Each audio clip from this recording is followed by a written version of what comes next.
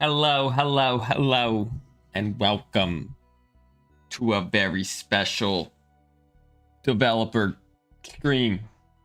How's my mic sound? Wait, where's chat? Why isn't chat in this corner? What's happening here? Huh? Oh, there it is. At the top. How's it going? How was everyone's break? Did everyone have a good holiday season? No other devs today, just me, because we're all hard at work on all of our things that we're responsible for. Except for me. I'm here with you. Because I wanted to be. I wanted to be here to talk about the new patch. And because I have my ranked placements that I haven't done yet. And I'm gonna try. I think what I'll do is I'll play Reina till I lose, and then I'll play Maple after I lose. But if I win, then I'll just do 2 Reina games. And if I lose, then it'll be 1 Reina game, 2 Maple games. No way I'm losing. No way I'm losing again. So that'll be the second half. But the first half, I thought it'd be fun to go through the patch a little bit. This patch was a little chaotic behind the scenes because Trevor had his first kid. Congratulations to Trevor. And then was in and out of paternity leave. He was here. He kind of like took some leave, then did some work, then took some more leave for the holidays. So even getting the patch out was a little scary because we had a lighter staff going right into the holidays. But yeah, let's go over it. So let me switch to this one. And we can just kind of talk about each of the characters, each of the goals. I want to say Trevor hit the characters he wanted. Maybe Absa was on his list and we never got to Absa. I know Fleet and Forsburn were like the first 2, and even then there's some stuff we want to do on Forsburn that's like just is going to take a little bit longer because he has like some like design stuff we still want to update, right? Like the biggest obvious one is like special pummel, it just like doesn't do anything and when you're fully charged, and just like kind of a little bit of that. He was a little rushed for launch, and now it's like we just want to spend some time. But that kind of work where it requires more team members than just kind of Trevor or a single person, right, where it requires animation, VFX, and engineering to all work together. We usually have to like schedule that, right, because we have a pretty aggressive character schedule, which means 4 characters a year, which means those teams are focused on upcoming stuff. They were focused on Reina until she released. So it's harder to do like bigger updates, right? If we want to change a special move and how it works, then we got to set aside time and schedule that. And it's hard. All right, let's go through the patch. So I'm going to scroll through here, give some little behind the scenes on some of the changes, why some of them happened. Can answer some questions. I think I have chat up.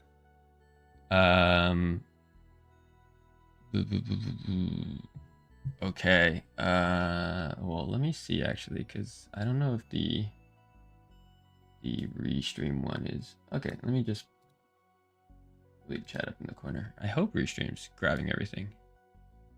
Anyway, if not, I'll answer some questions after as well.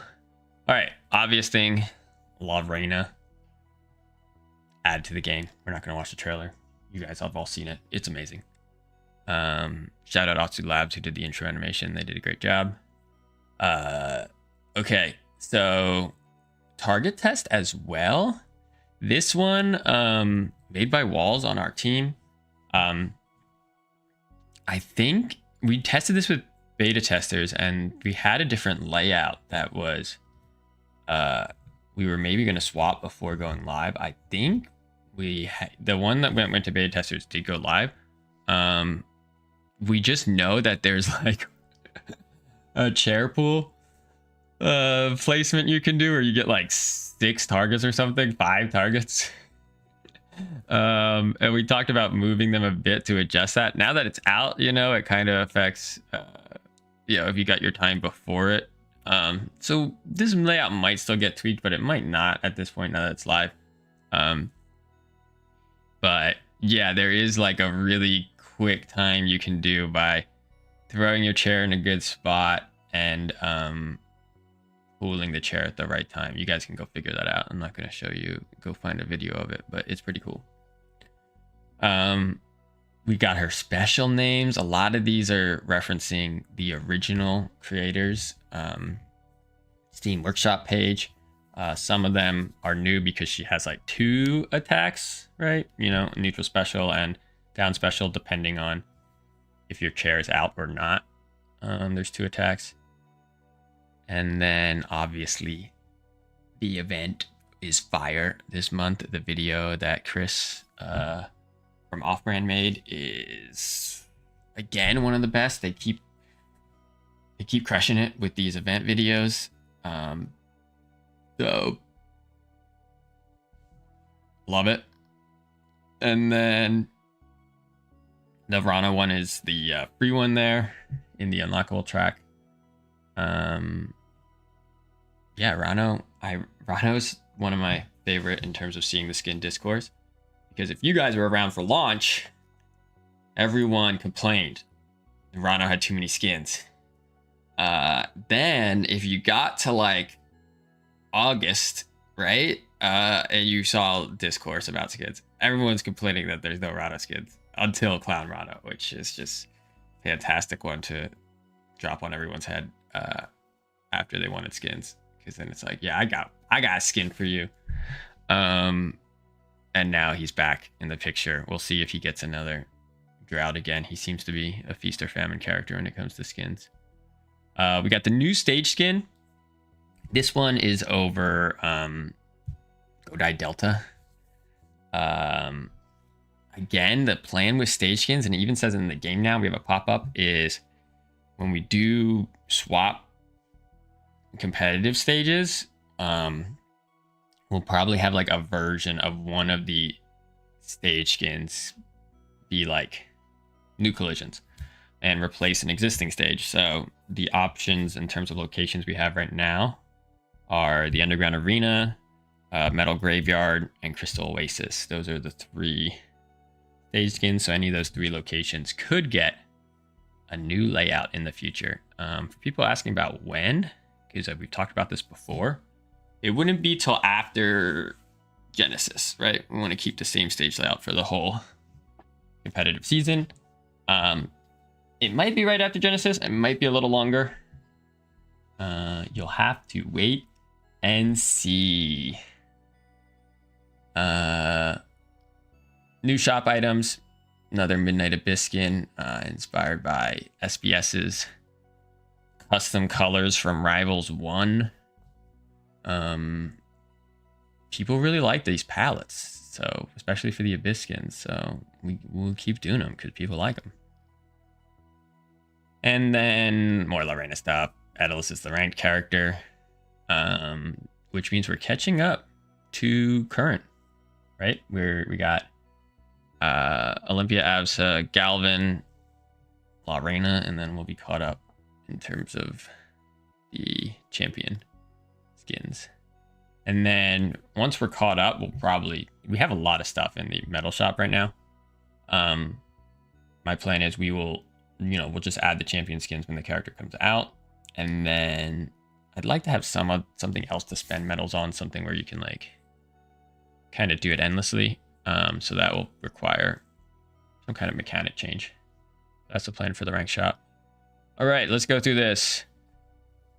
We'll maybe go through each change. There's not going to be something to talk about on all of them, but we'll see. Some of them are grouped together, so might skip. So first one, shield release. Yeah, this is one that I've been pushing for a while since we changed the wave dash recovery. Now I get why we upped shield release when we did in the first place, because I think at launch, I want to say it was like 10, maybe even. I don't think it was lower than 10. Maybe it was 8. No, it was like 10. It was lower than this. And if you played at launch, maybe it was a Kickstarter beta. It was at one point when people were playing it. If you played, shields are just strong. Shields are still strong. I think you make a platform fighter and you put shields in the game, they're always going to be strong. And they kind of should be, right? Because they're your kind of default defense. It's just like, they need counters, which is why, one of the reasons we decided if we're not going to do shield poking, we have shields have bigger hurt boxes than just your body. So you can get grabbed easier when you're shielding. But shields are always going to be strong. So one of the things that made shields even stronger when this value is low is that just run up shield, any kind of shielding, right? Shield drop being fast, or shield release, not shield drop. Shield release being fast is, you just get all your options out of it, right? And it's a lot more beginner friendly as well.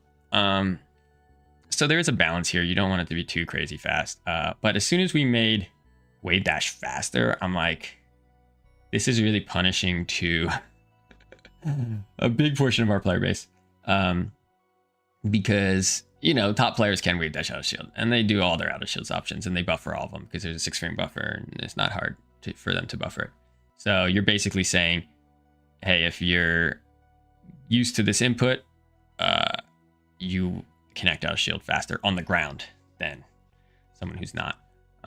So I've been pushing to get it even for a while. I think, we basically kind of saw how it played out with the wave dash faster, and I don't think it's gonna, sure, yeah, you get jab a lot easier now out of shield, but there's already so many options you can do out of shield. I don't think it's gonna break anything. What's perfect shield for? Perfect shield, you get no shield release, right? You can act right out of it. So there's still value to perfect shield. And then same thing if you perfect shield a projectile, right? You can just act faster. There's a question in chat. What are perfect shields for? If shielding is already strong. All right.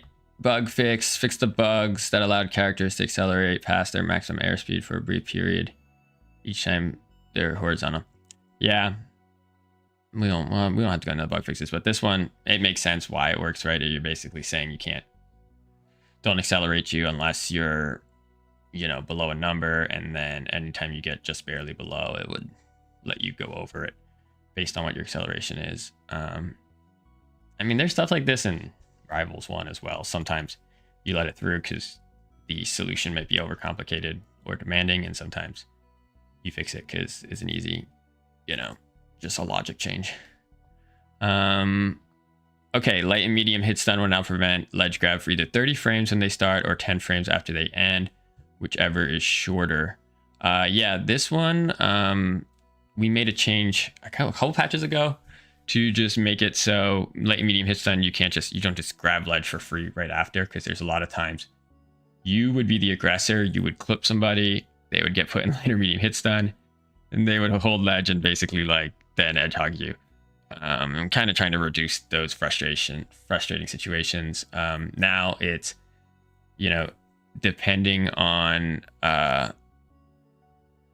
it's not always 10 frames after it ends, because sometimes that was too long and felt awkward, and it now picks the shorter of these two options. I think we actually did try on beta just doing 30 frames after it starts, and on something where it's incredibly short hit stun, right? Less than, what would this be? Less than 10 frames, or no, less than 20 frames. Yeah, less than 20 frames for this math to work out.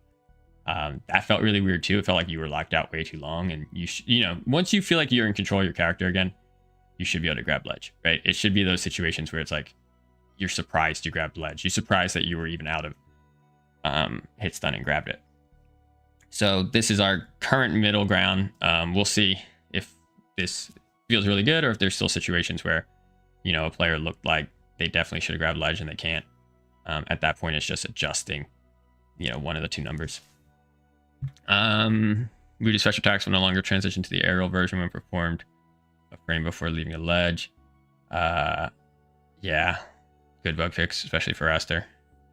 Okay, this is a big one. Attacks ascend below horizontal will now have an increased maximum DI angle. So what does that mean? When the knockback angle is more than 20 degrees below horizontal, so basically it's either a spike or a semi-spike, right? It's sending at least a little bit downward. The DI angle is increased by 6. Anything less than 20 will interpolate linearly from 0. What does that mean? You know, a lot of these notes were worked on by Trevor, me, and SBS, so we get some different voices on how people word it. That means that if you're below 0 but you're not quite at 20, you'll get a percent of 6 degrees as you go down, right? So 10 degrees down would be like 3 degrees angle change. And then, yeah, why are we doing this? It's because with the way DI works, right?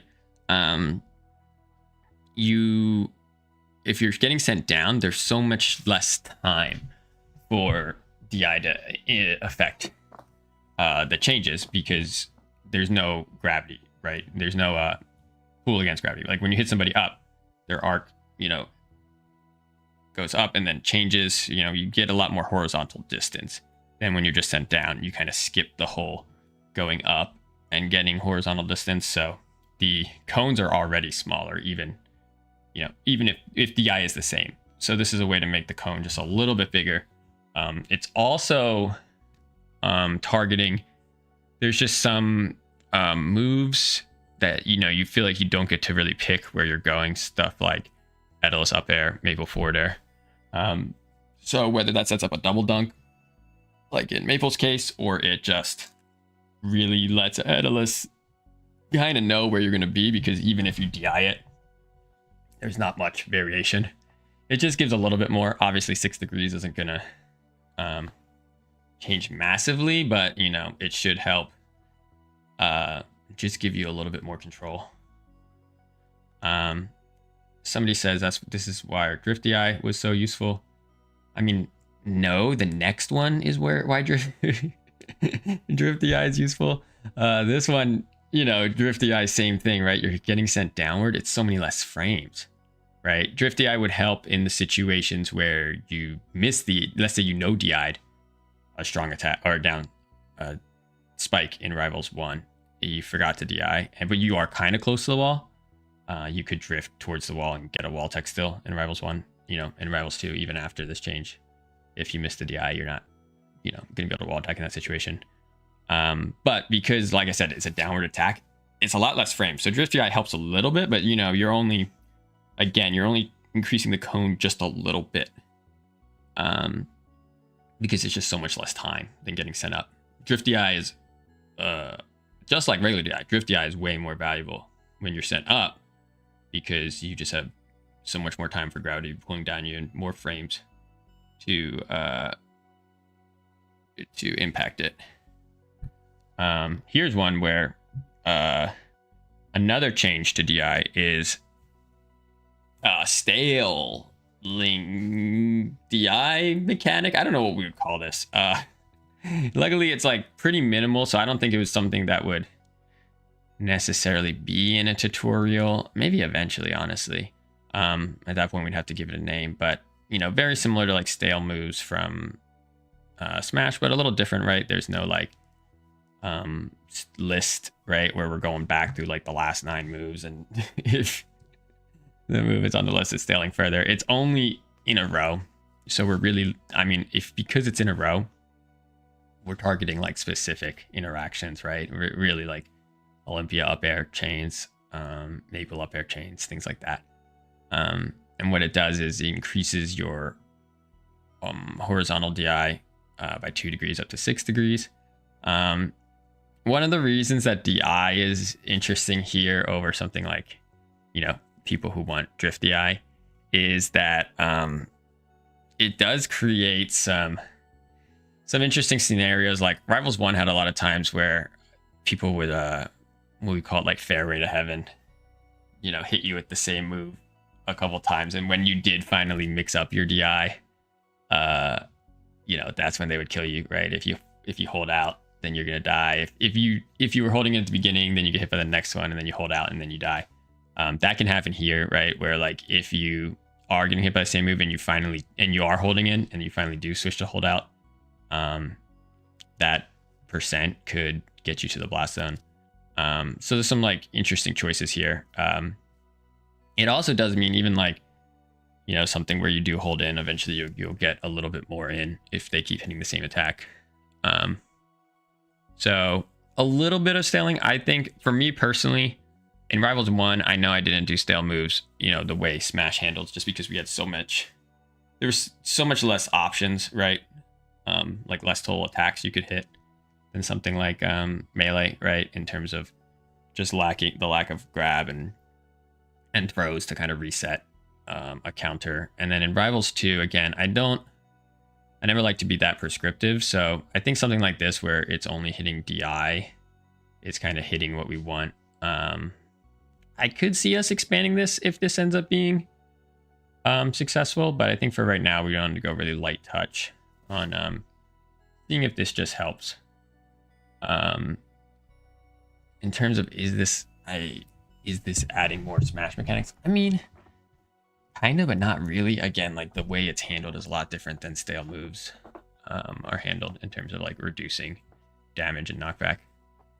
A couple more bug fixes. Don't gotta worry about those. Zetter burn. Again, I think the targets were Fleet 4s.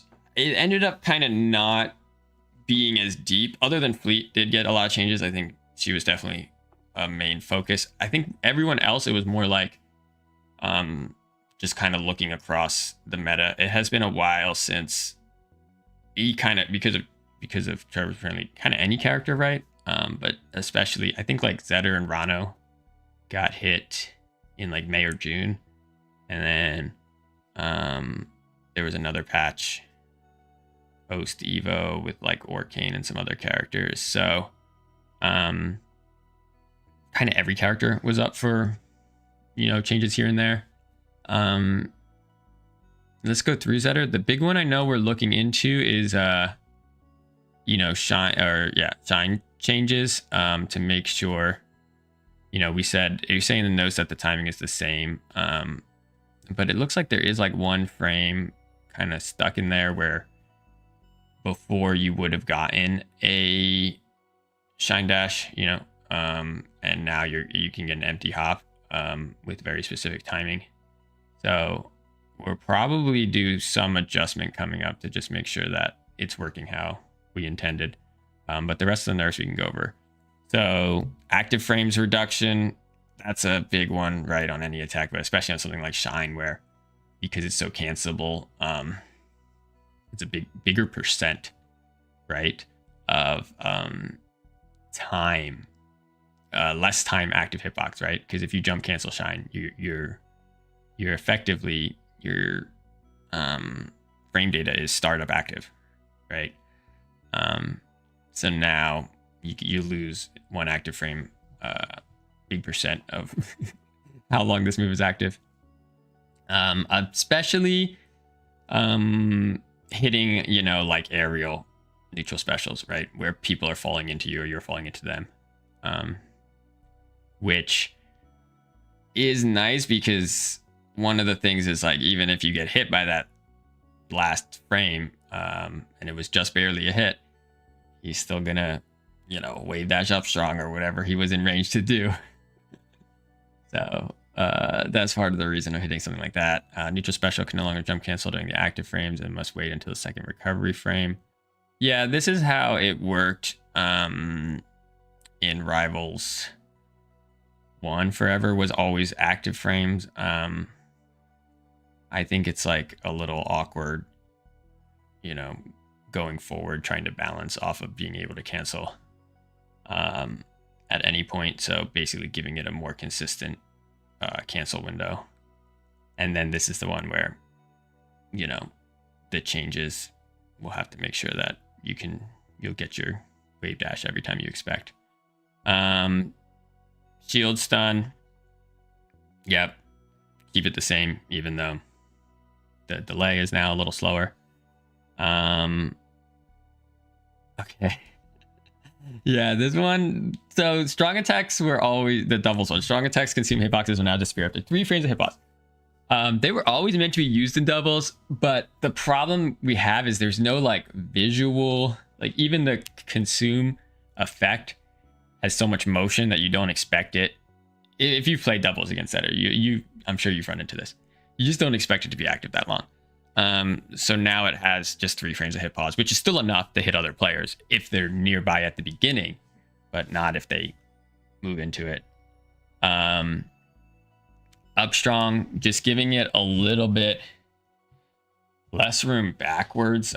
This is good because it's kind of, you know, you want to be able to space, and also right now, like you can turn around up strongs and be flashy.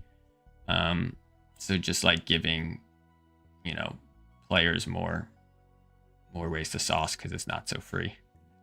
Down tilt, forward air. These are like knockback changes. I don't go into them too much, but I'm sure you guys can understand that, especially these moves paired together. Yeah, this one's interesting. The sour spot one, you'd be like, okay, you're adding knockback. That's just because how easily it combos into itself, right? So on something like sour hits, sometimes adding knockback is a nerf, you know, and then on strong hits, usually you're reducing knockback. Okay, and this one was just scaling, so base knockback stayed the same. So basically, at higher percents, it's not comboing for free for as long. Rano, another one, not necessarily this target. He was hit same patch as Zetterburn, so it's been a while. Needles, this one's interesting because grounded darts, it really depends on, it's something that impacts players across, you know, a wide variety of skill ranges. I would say some Ranos would have been like, hey, they've been fine at top level for a while now. I think there's just, because of if the needles didn't add poison stacks, then it would be easier to be okay without some of the frame data on needles. But because they are good, they are able to interrupt, they are able to kind of pace neutral, and they force the opponent to kind of have to get in and not attack too much. That kind of all combines to how we're looking at Rano's needle balance.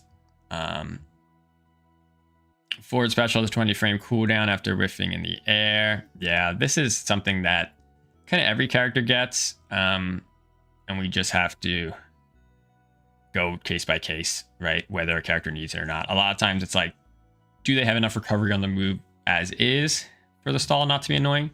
And then if they don't have enough recovery on the move, and sometimes you don't want them to have recovery on the move because they need to be able to do something after, then a cooldown is usually what we implement.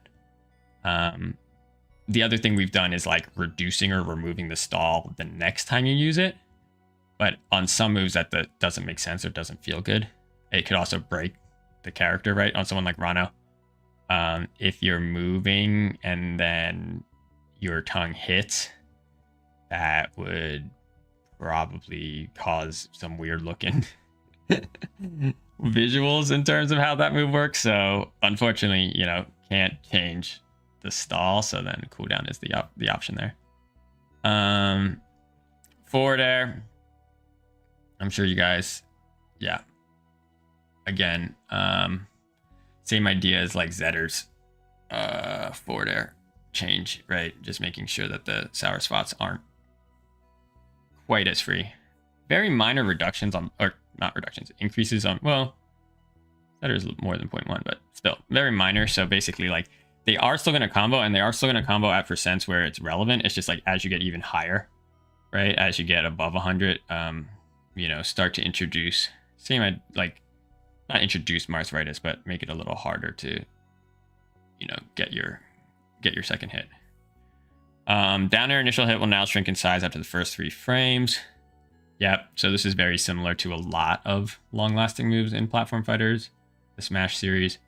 Rivals 1, I did this infrequently, but I did do it sometimes. I want to say like Edala Snare is probably the one I remember the most. Really big on the first frame and then small after, I think. A lot of times I just had the knockback change, but it was the same hitbox. But a lot of like lingering moves have this, and now Rhino's Downer does as well. Because a lot of people would complain that the hitbox covers his whole body.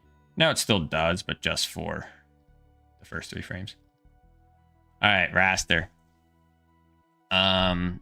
Very minor. These are mostly like bug fixes, if I remember correctly. But he can grab articles. We'll talk about that a little bit more later. But yeah, the big reason was for La Reina's chair changes, right? To be able to toss the chair around, which also meant a lot of people are able to grab Craig's rock now.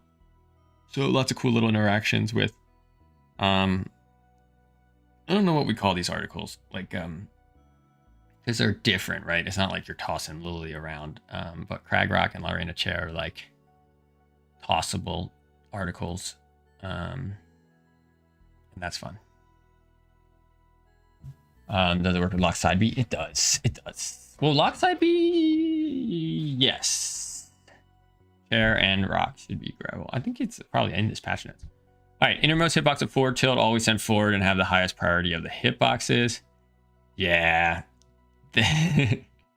Makes it just a little bit more consistent. The falling out the back and then watching Raster whiff the third hit is always miserable for Raster. Especially if you have a fast... I mean, even a Raster Ditto, it's like, that happens to you in a Raster Ditto, you're getting up specialed. Now, obviously, there are still ways that you're going to fall out of forward tilt, right? But this one was probably one of the most frustrating. So now, yeah, you're not falling out of it as much behind him from the first 2 hits. Ghetto Special has a hitbox along the ground. Yeah, we didn't want that. We would never, it didn't intend that gap to matter downward. And it does, especially if you're on a platform, people like kind of sneaking through in weird ways. So just adding a hitbox, make sure you're trying to escape out the top of the tornado, not the bottom. All right, Crag, pretty big. Crag got a decent amount considering he wasn't one of the ones targeted. I think it was Fleet, Forsmer, and Absa were considered next up. But Crag has been pretty heavily involved in the meta. And then the big thing with Crag is like, as a character, since Rivals 1, he kind of has designed weaknesses. They didn't always come to fruition in high-level matches like you would expect, right? Or he had those design weaknesses, and then they only appeared in specific matchups, right? That's kind of like a big thing for Crag. Like, I think depending on what character you play, well, as long as you don't play Crag, because then you're completely biased. But let's say you play another character. You might, depending on which character you main, like your interpretation of Crag in the meta is probably pretty significantly different, right? If your character doesn't have a great matchup against Crag, you're probably like, yeah, dude, this character's a monster. And if your character does, or your character's quick, right? Someone like Maple, like for Maple, I feel like Rock Pool has always been punishable in Rivals 2 since Kickstarts. There's a whole time, right? Because like even kind of on reaction, Maple is so fast, dash attack low profiles, and you can, even if he's tossing the rock, you're probably going to get a hit, right? Even if he like goes to jump, the thing scoops up. So like someone like Maple kind of could always play on that weakness, right? That idea of, hey, if you pull a rock, you're vulnerable. A lot of characters don't have the movement or frame data for that to be a weakness. So, we can't balance the game around, hey, it's a tough spot in this matchup, but no others, right? So that's the idea behind the pool length, the recovery, and then even toss. And then, yeah, and then also getting hit by the rock, as long as it doesn't look like you have a rock yet, will leave you with no rock. That makes the punishment a little bit more consistent. And also because of the timing being different, it would be even more punishing if you were getting stuck with a rock. So all these changes are basically like now more characters can kind of threaten. It's still not, these numbers are, what are we looking at? 7 frames on total, or, oh no, it's actually 10 frames total. So 7 frames on the pool, 3 frames on recovery. So like pretty significant, but also not, rock pools are already pretty quick. So, it's not changing the dynamic completely, but it is making it so you do got to think. You got to think where you pull the rock. Now, one downside is that characters, like I said, like Maple, who already were good at this, are going to be even better, right? But it just means that Crag, again, will have to like think of the matchup, right? You're probably not going to be pulling that many rocks on the ground level when Maple is also on the same ground level as you. You're probably going to be being a little more sneaky with your rock pools in that matchup. Yeah, rock can be grabbed by command grabs that grab articles. So someone asked about that. Yeah, so any ones that are triggered as grabbing the chair also grab rock. Down air was one. It's funny on Crag because I feel like over time we have hit a lot of things that people would consider frustrating. Down air went a long time under hated, under recognized on how insane it was. And it's still a good move, right? But got multiple changes hit at once. I think one of the reasons that it was left for as long is because it's a spike, right? And because you do have like kind of, tech options, or when you're on stage, it generally kills, or wall tech off stage. It's more interactable than other, other problematic moves over time that we've dealt with. Although we have seen on someone like Zetter, like down air, just being completely insane as well. I think part of his is because of how good he is at, both Crag and Zetter are good at, punishing tech options or get up options. But, I think Shine exasperates the down air, so it was more obvious, 6 months ago. But yeah, this move is kind of insane. If you played against Crag in the last, 5 months, I'm sure you've seen a lot of down airs. So yeah, I think all these changes make sense. Trevor and I went through them. They came from, I think probably all of them came from our closed beta testers. And it just suggesting and saying like, hey, this is a problematic move. Here's the areas that it's excelling at. This one, we took a little bit of full, sometimes with a move, you're like, you can really just hit one thing, right? Like the easiest one on this would be like, hey, if it's a problem on stage, we did the landing like 1 frame, but you could just be like, nuke the landing lag, right? So it's like not giving you could make it, 16 frames, for example. So don't change off stage at all because you like that. Just hit the landing lag. This one, it's like lighter touch. Everything here is very, very minor. Active frames, you could argue, right? But everything's pretty minor. But it's just light touch on each thing, right? Because it's kind of good in a lot of areas, and we just wanted to keep it good in those areas, but make it a little weaker. Up throw, not cancel if grounded spheres underneath him. Just allows him cancel recovery by slamming an opponent on a rock. Yeah. That's always been a cool mechanic. So now you get more frame advantage. All right, Fleet. She was the big one. So Fleet's thing's interesting.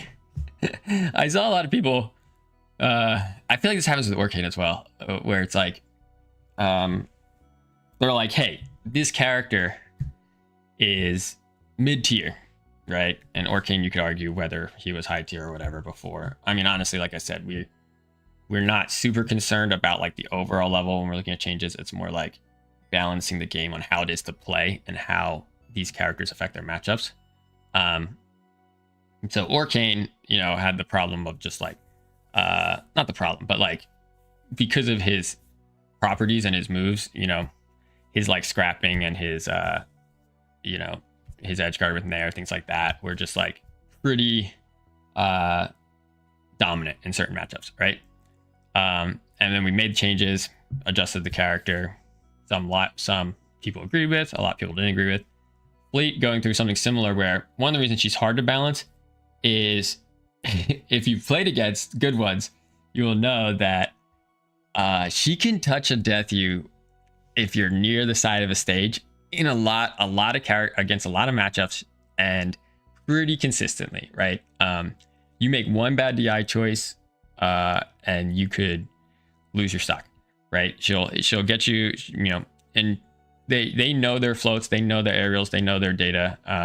You know, you can make a little bit of a choice in recovery and you know, get the fleet, or not get the fleet, but get back in certain situations. But fleet is at such, you know, such an advantage because run it back, you make the wrong choice the next time, you get hit by back air, you're dead at, you know, let's say you were 40 when the combo started, you were 70 or 80 when the back air hits you, and you're dead. So it just becomes like hard to balance, right? A character like that where they just can, you know, especially like down air too, like once they get in that advantage state with you off stage, the pain is going to come, and they're so safe, right? She's so safe in a lot of regards. That was the one thing we wanted to hit with down air, is like you could just miss. You can miss like 3 down airs and then hit them with a different aerial, hit them with a nair, jump rising nair as they're coming back after they've gotten through the pain, or just, you know, if they're trying to go to recover low, keep getting down airs until you catch one where they're off the wall. They can be teching the down airs and you're still lining up your next hit. So that's something like down air. And then the other moves is just like, we'll go through them, but again, similar to Crag, where it's like hitting them in a couple areas. So he's not quite as consistent. And then at the same time, people were like, okay, well, why are you buffing like her annoying move, like forward special? Which is kind of similar to what Orcane had, right? Where the bubbles are more consistent. It's more that because she has such a good offstage presence, there are things now that in the kit that like at high level don't really work, right? Like you can get hit by a tornado and then floor hug shield or floor hug parry because of the time between hits. So not only is it like, even if you didn't floor hug the first hit, right? So it's like, not only is it have counters, right? This move has a lot of different counters to forward special. You can parry the first hit of forward special. You can parry the tornado if they're not approaching with it. You can floor hug the tornado. You can shield the tornado. A lot of different ways that you can hit her. So forward special already has a lot of ones baked in. So it's like, do you also need one where you've gotten hit by it and you can still get out?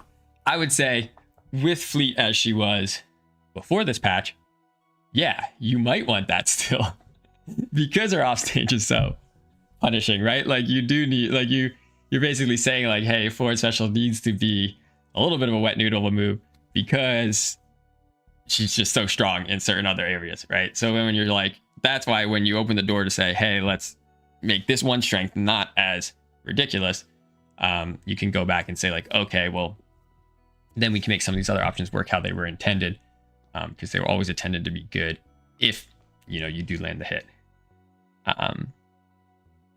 So that's the idea of forward special. It's not that we want people read these notes and then they go, oh, Dan and Trevor want me to play as lame as possible. They want me to just camp. I'm going to go on. I read these notes. I'm going to go on ranked. I'm going to camp Dan as Fleet. I'm going to camp him a whole match. I'm just going to only shoot forward specials and he's going to have to deal with it. That's how they like. I mean, I get it too, because I would interpret it. But I would understand that interpretation. But it's not necessarily that. It's more that, you know, these moves not working on hit is okay. Not okay, but like has to kind of be part of the meta when their other strengths are so good. So we didn't come in being like, we want to buff forward special when we first approached Fleet. It was more like, hey, this strength is so good, tone it down. And then after you do that, you're like, okay, well, if this strength is going to be weaker, what are some things that from the Fleet player's perspective haven't been working the way they were intended? We can do those at the same time. So it's not like we're saying go camp. It's more like, because we're reducing a strength, we have the ability to add strength in other areas. Okay, up special, sour spot reaches further downward. This presents awkward positions where the opponent is below Fleet. Yeah, up specials is one where we always want to be careful, because a lot of platform fighters and Smash and Rivals and games, up specials end up being like pretty critical moves in characters' kits, and they're fun. A lot of times they're high risk because they put you in free fall, and a lot of times they reach high, like Olympia, so they're used as finishers in your combo game. And I think that's really fun, and that we definitely are going to keep doing that. The flip side of the coin, where it's not fun, is when you get hit by a person who's recovering. They're not trying to hit you, and then they either combo you, like with Maple, right? Up special, they clip you at ledge, grab ledge dash, start their combo. Or Fleet, they kill you off of it, or they put you in a really bad situation. Or Olympia even, like killing you with an up special if you don't tech the wall. Those don't feel as good. So it's like the up special hitboxes just need to be kind of really placed where you want, so you can use them offensively. They still have the cool high risk, high reward, but they're not creating as many frustrating situations about people recovering. I think this one was more for the ledge cancel thing that people do with Fleet, right? A lot of times Fleet, especially when you come back the stage, or they come back, right? They basically put out their up special around platforms, and then they ledge cancel, and it looks like they're creating if you haven't played against Fleets, you're going to think there's punish windows there. So you go in, and then they ledge cancel the recovery, and they do another up special back the other way, and they hit you with it. I think this one was more targeting, making sure that it actually hits when it's supposed to, when it looks like it should. When they do stuff like that, I imagine off stage probably affected a little bit, but I don't know if that was particularly the goal of this one. All right, down special recovery. This is just adding a little bit more usage to down special. Again, same idea as forward special. Now that some of these moves down here are hit, right? The aerials that we talked about, up tilt as well, was kind of a crazy move and set up for a lot of Fleet stuff. So now that up tilt and aerials are hit, just trying to add a little bit more usage here. These ones are just like exploring. So fast falling, just basically, I forget what this one's for. New value causes her to land 5 frames faster while also allowing her to mix up her movement. Okay, so yeah, just letting her fast fall earlier. Oh, right. Because the previous one, if you did it on ground and landed on the same ground, the fast fall did not have time to matter, right? That's why Trevor's listing here, it was only 1 frame earlier. So basically, like, because if you're thinking just doing it on flat ground, now obviously if you did it off a platform, that fast fall can still be useful to change your movement. But now you have like a little bit of movement control, not much, right? 8 frames, not massive, right? But at least you have a little bit more control when doing it on flat ground. The angle is one that we talked about. Basically just getting more opportunity to potentially get a follow-up depending on where down special hit, right? Going closer to 90. Okay, up tilt. We'll go quick through these ones again. Recovery. These are just because of how good they are off stage. Down air recovery. This one's massive. Again, I think a lot of people kind of just looked at this one, and this is they're like, I agree with everything here except for down air. The big thing is, again, just how safe it is, right? Especially with a float, especially as a floaty character, and where you're putting out the hitbox. Just incredibly low risk to fleet. I've seen a lot of fleets complaining that, well, now even if I do hit, it's too much recovery for me to do anything, right? So like it went from a move that's incredibly safe to a move that I'm never going to use. We're definitely going to monitor it, right? Like we want to make sure down air still has a place in her kit. But again, it was just incredibly safe to be the fleet above someone just shooting arrows. Oh, grab one. This would be this one. The Nolters, they won, right? No, I'm just kidding, but a little bit. It's like, you know, a lot of times the grab data is set by kind of where Trevor and the team, where we want grab ranges to sit, and not always necessarily based on the animation. And then as we get more characters, it's like you get more data and you're like, okay, well, maybe this character should be between, you know, Crag and Orcane. And it shouldn't be over, you know, where we initially intended. And the animation, people are complaining that it reaches a little further than it looks already. So I think both Fleet and Claren maybe this patch. Just a little bit of reduction to better match the animation. The other way we would approach this is if we were happy with their range because that fit into where they're placed or their archetype better, we probably would just get Diego or Katie on our team to go update the animation and stretch the arm more. But as the zoner who has a lot of strengths, we don't mind reducing here to match the visual. Well, as kind of a zoner. She played, you know, as we mentioned, her biggest strength before this patch was definitely, it still is her edge guarding. Okay. Forward throw angle.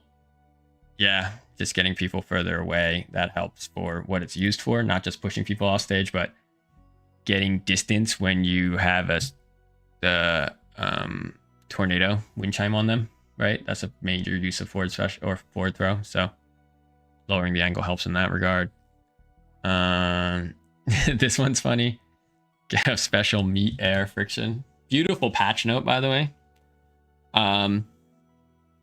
That's because you couldn't, if you parried it, it wouldn't get back to fleet because it had not enough air velocity by the end.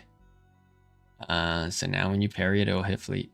You would parry it, it wouldn't hit fleet, and and it wouldn't put her in parry stun either, so you get nothing. You get invincibility parrying it, but for something like a get up special, you get more than invincibility. All right. I don't know if I'm gonna have time to do ranked. Oh boy, we can do 1 or 2 sets maybe. I think it'd be good to finish though. What do you guys think? Clarence got a lot. Go a little faster. All right, Maple. Obviously, you know. I play Maple, so very aware of everything we were thinking of doing, and then also what we ended up doing. All right, so horizontal speed, air speed specifically. Again, this is more so kind of trying to target recovery, but also just her speed in the air in general, right? Like if you play Rano, for example, he feels fast on the ground and slow in the air. Mabel's never really intended to have that same weakness, but sometimes she feels like a little unruly in the air.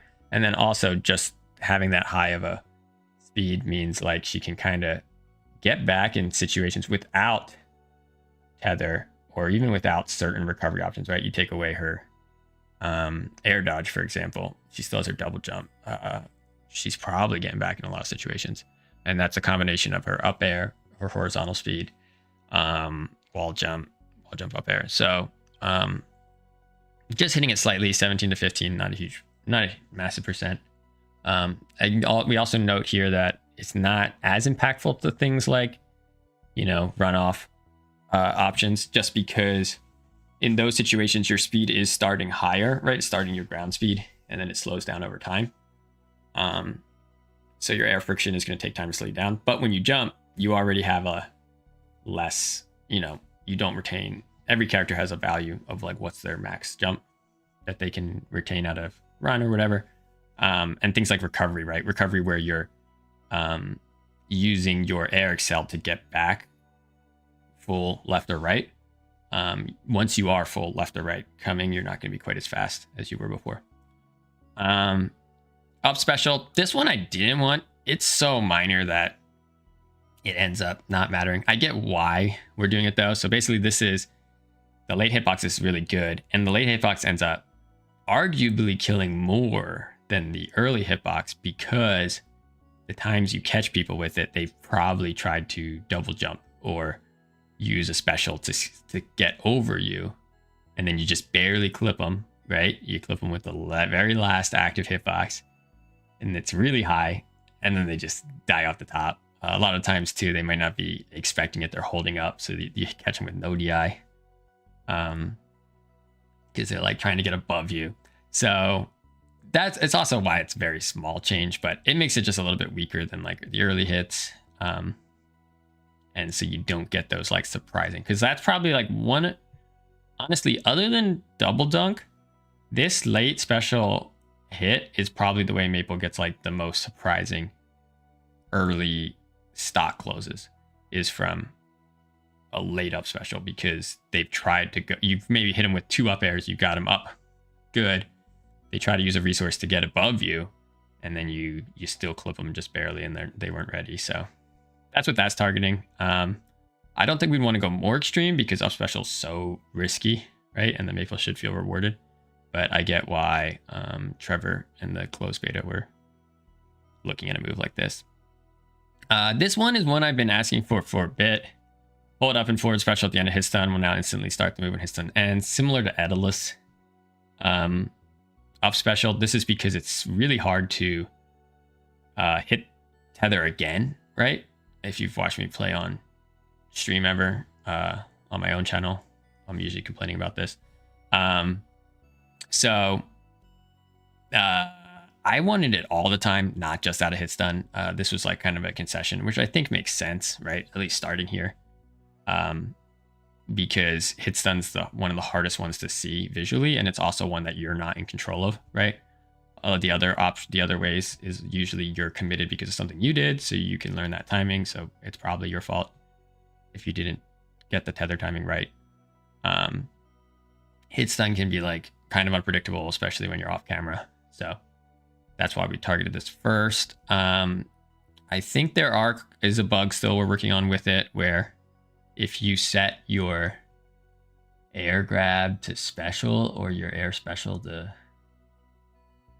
attack, one of the two, or your parry button in the air to attack, it's gonna auto tether, so you can't even use that option as Maple. So we'll fix that in a hotfix. But yeah, that's the idea behind it, basically saying like, hey, if you do the normal input, which is like A, B, these two, right?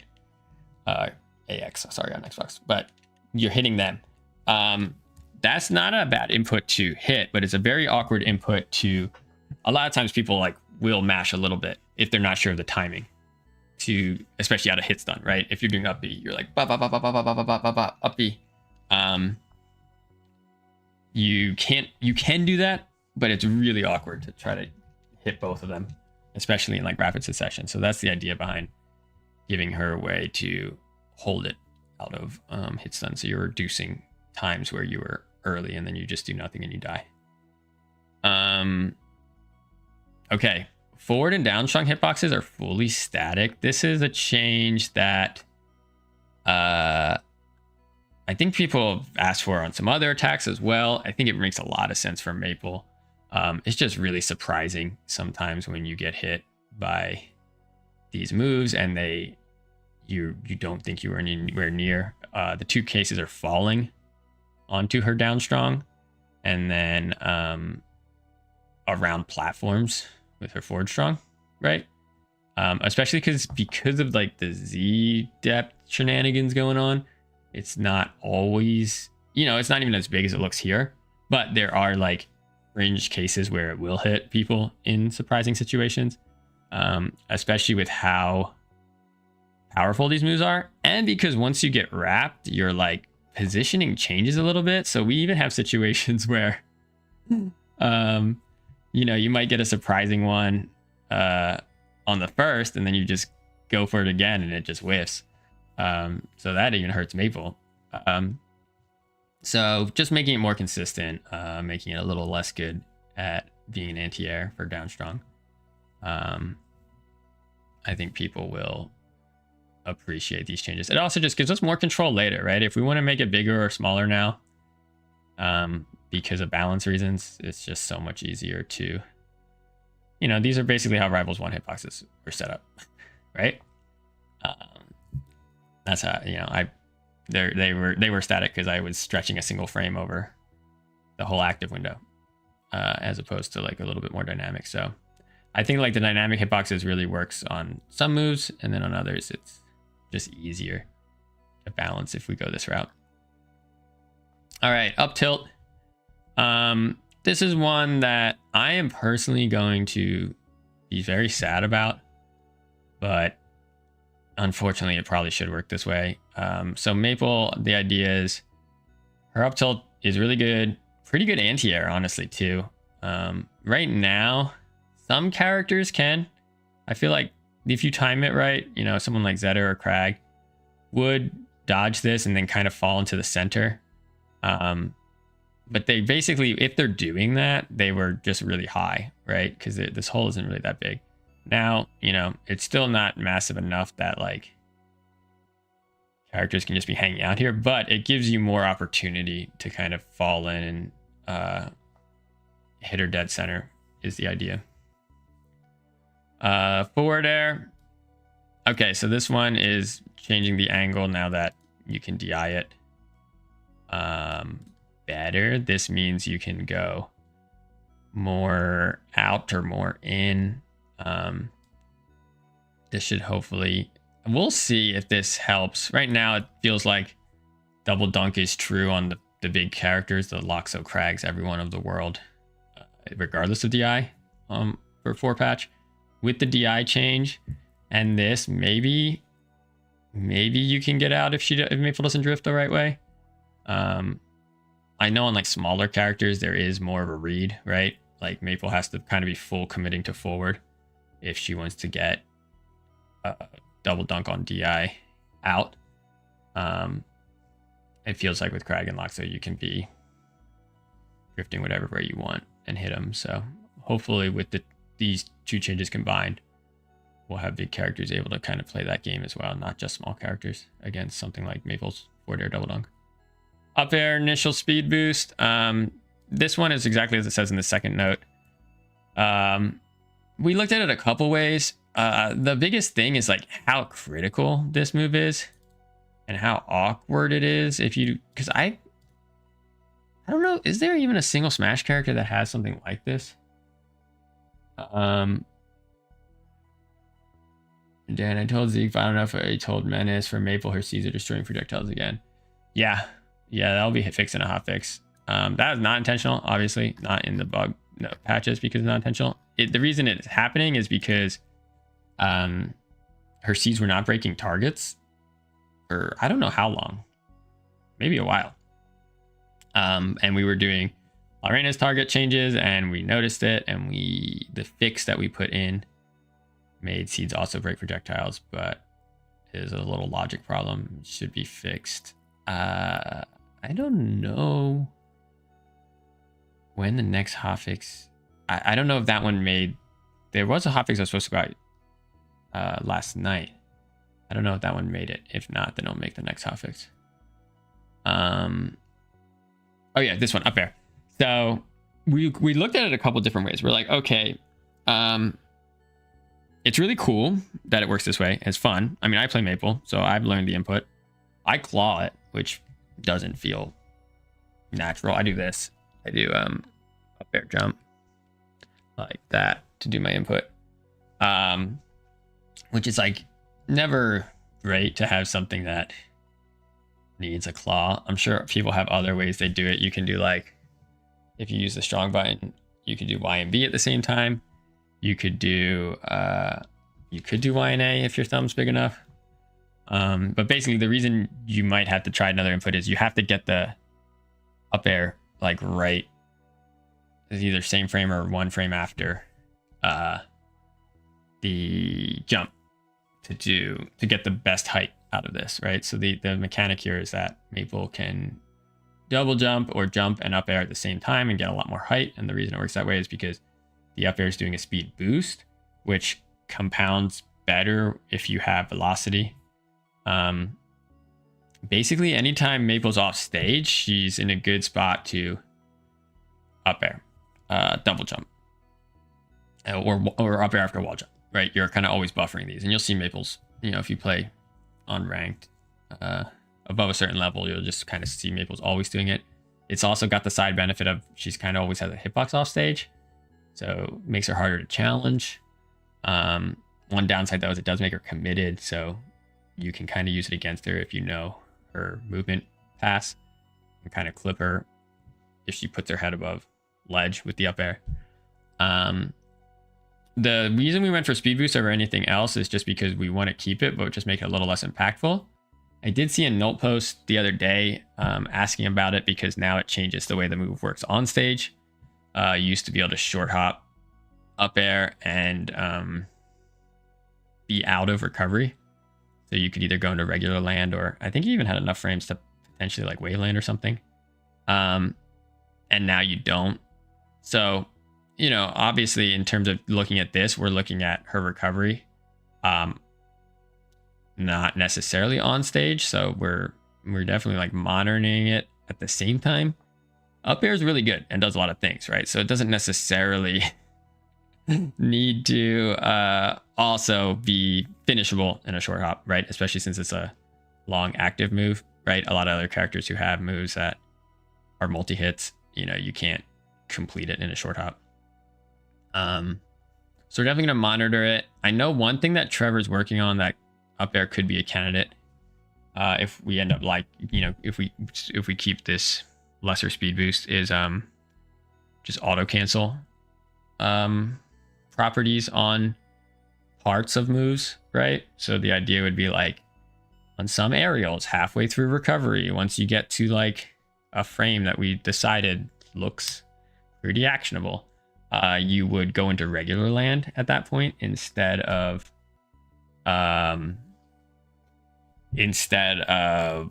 landing lag. And this is the mechanic that's in a lot of Smash games as well. A lot of moves have their auto cancel window and then their actual ending window.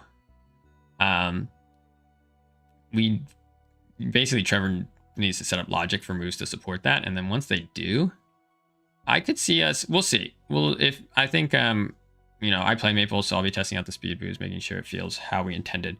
If we like kind of how it works for recovery, then I could see letting her have a little bit earlier auto canceled, so then at least you're going into regular land if you do a buffered short hop up air, as opposed to right now you're going into landing lag. So it's pretty stark compared to where it was pre-patch. Bug fix, grass removing, Mark, easy. Claren, a lot of changes considering she wasn't necessarily up. I don't know if she ever did she get a targeted one like when we started doing less characters? She might have not. That's why the complaints were building up. I would feel like with Claren, the big thing is she's so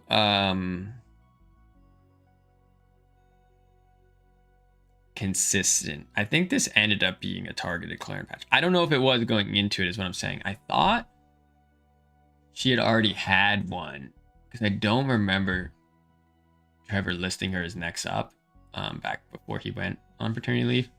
But this ended up being his Claren target one. And I think the reason is that we ended up having to is she's the best character online in a ranked situation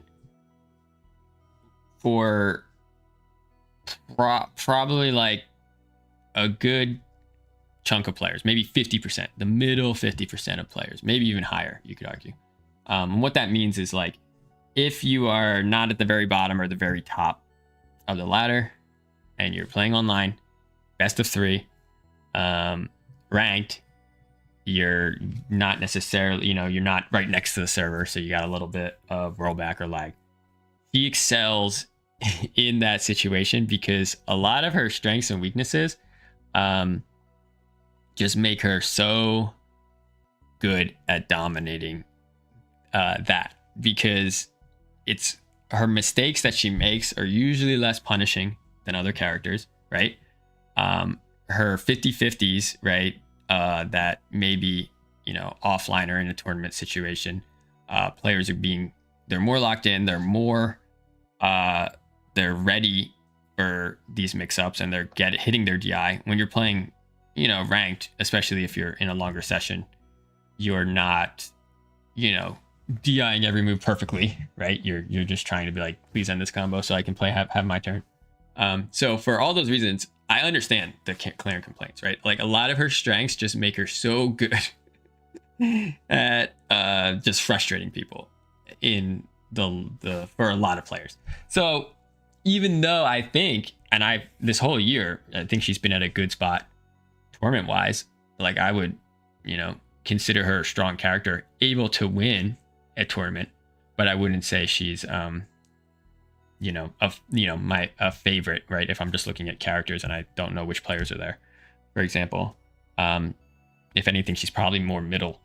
She's probably been middle of the cast, in terms of like what I think her major winning potential is.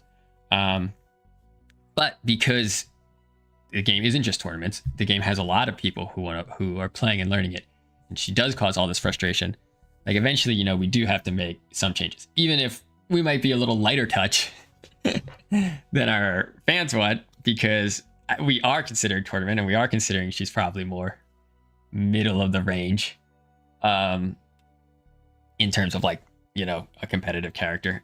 We do still have to make adjustments so she is less frustrating to play against, because a lot of people, the way they engage with the game is, playing ranked and, playing online, right? Because it is an online fighting game. So for those reasons, yeah, a lot of changes. Grab changes again, kind of trying to just match the visual a little tighter. You can see here it extended a little bit past. At the same time, it is nice to a character like Claren. I know, like, it's weird because as a swordy, a lot of them are evolutions of Marth, who also has a good grab range, but like with disjoint and good grab, you kind of get the best of both. So just reducing the grab a little bit, again, not reducing it so much that it's like she now has the tiniest grab in the game. It's not like that. It's more like get it to match the animation, a little less frustration grabbing from what looks like you shouldn't grab. Yeah, one more thing I'll say about Claren too is one of the frustrations, especially online, that makes her very a lot of people get frustrated is if you're playing her at those levels, like a lot of your things are a little easier. Like for her, the edge guard game against a lot of characters is safe and easy for the Claren. You got down tilt, you got forward tilt, you got forward strong, you got neutral special. All of those you can, and then after you hit, then you could go jump and go for a down air. All of those cause some headaches for some characters' recovery patterns and are extremely safe for the Claren, right? You don't have to like practice anything, and you don't have to put yourself at risk to stand on stage and down tilt, right, at a certain time. Whereas on the flip side, edgeguarding Claren, or playing that edgeguard game against Claren, is honestly probably one of her biggest weaknesses at the top level, because her up special is so has so much landing recovery, and a lot of times at high level she is forced to go to stage because these players are either on ledge or threatening ledge in a way that you can't consistently go to stage. The problem is, to learn that skill against Claren, it's a lot of time investment, right? Like you have to be able to wave dash on the stage or run shield on the ledge, wave dash on the ledge rather, and then you got to have good ledge dash. You got to know the 3 invincibilities and your timing. You got to know what's your character's best regrab ledge option to reset invincibility without moving much. Is it, drop ledge double jump? Is it like Maple where you can do a double jump instant forward special? And then you have to do it online in a very tight scenario where you basically have to practice enough that it's muscle memory, so then you can do it online, because if you're thinking about it online, then you're probably better off just staying center stage and not challenging her giant up special hitbox. So that is exacerbating it as well, because to learn how to gimp Claren, a lot of time, a lot of work. Claren to learn to edgeguard you, not a lot of time, not a lot of work. But that's again why it compounds, because at high level, if you go back and watch a set of Cake Assault or Plup or anyone against a top Claren, look how much mileage they get off of punishing Claren's up special, right? Whether it's hitting her as she's falling back down or hitting her when she's in the landing window of up special. They're not always sending her back off stage. Sometimes they're starting their combo on stage from it, but they're just getting, so much mileage kind of like basically making sure they get a hit if they force the Claren up special. Whereas for most of the ladder, they would say Claren's up special is one of the best recoveries because it's so safe. So there's that disconnect, right? In terms of like how good is her recovery. So yeah, that's another reason why Claren is the way that she is. All right, let's go through it real quick. And then maybe 11:20. Maybe we'll stop at Claren and then I'll just do a couple matches, because Loxo, Fours. Yeah, Fours did get a decent amount, not as much as we would have liked since he's targeted. I guess Adeliscano came out too. Olympia, it's the forward special. That's the big one. Galvin, not too much. Yeah, so let's stop at Claren. But Claren has enough that she's worth going through. Okay. All right. Out special, recovery, fast fall frame. Recovery window, fast fall frame. Oh, so the 2 different. Yeah, if you do first hit or second hit. This lets Claren land early out of both parts. Up special, making it a little better after hitting an opponent, as Claren could be punished. Yeah, so I just mentioned this is basically a buff to up special, right? By fast falling earlier, make her less punishable. And again, if you're, reading it from the majority of the player's perspective, be like, why the heck are you buffing Claren's up special? It's insane. Again, a lot of players, especially high level, are getting a lot of mileage out of just punishing Claren if they have to up special. This one's funny too, because even if she hits you with it, if you got to the ground, you can still punish her because of how long, right? She has to float down and then sit in a special landing leg. So that's again back with the fleet thing, because making other adjustments to Claren, we can go in and make moves, redistribute power, and make it just give her a little bit more control. That's the big thing with fast fall. I mean, honestly, unless you can get to ledge, you're still going to be in landing lag. So it's not like this is making you unpunishable, but it's reducing the time that you have to sit in the air. Down special intangibility on successful counter. Yeah, this one, the number was always like just basically parries invincibility when it never really needed to be. It also means that if she's like parrying a projectile or an article like Lily, she just gets huge advantage, right? She gets a hitbox that she's threatening against the Maple, as well as just a lot of invincibility for something that's super free. It's even easier than running up and parrying Lily, right? And you get even more reward, right? You get the hitbox, you can do it while falling, and you get the invincibility. So now it does give an interesting choice against someone like Maple. You can get longer intangibility by parrying, or you can get the hitbox by countering. Okay, jab. It changes the forward range, and then the sour spot while shrinking them vertically. Yeah, that was a big one, right? Is like, it does feel frustrating when you are dealing with Clarence scramble in front of you and you go to bail on it. You're like trying to bail. So you're trying to like jump or wave dash out or just get out of there, and it clips you in a way where you feel like you shouldn't have gotten clipped by the jab. So that's the idea there. Just making, she also stabs straight forward, so just making it match the art better. Down tilt. Yeah, this one just has a lot of uptime. So just kind of reducing that, less active frames, less recovery. It's a really short recovery. So like by just spamming down tilt, you know, that's what I mean by uptime. Makes down tilt spam a little worse. Again, this is going into how good she is at ledge or down tilt, really safe. Neutral air, sour spot, multi-hit knockback.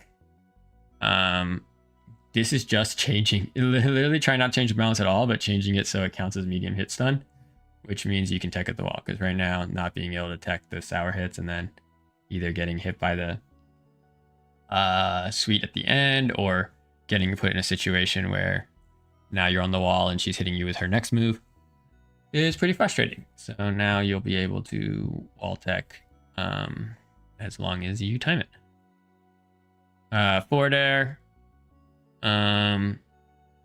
Yeah, same idea. This Zetter got this. Rano got this. Iron, same thing. I think there's probably other examples of it in this patch.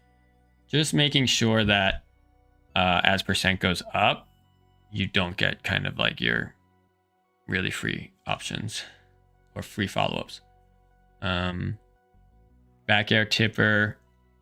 Yeah. Back air was kind of insane. The tipper, not just, it's a good move and it kills eventually, but in terms of like what you're able to do, yeah, you could get the down strong and you didn't have to be perfect. Now you got to be perfect to back air tipper down strong, which is still a cool move.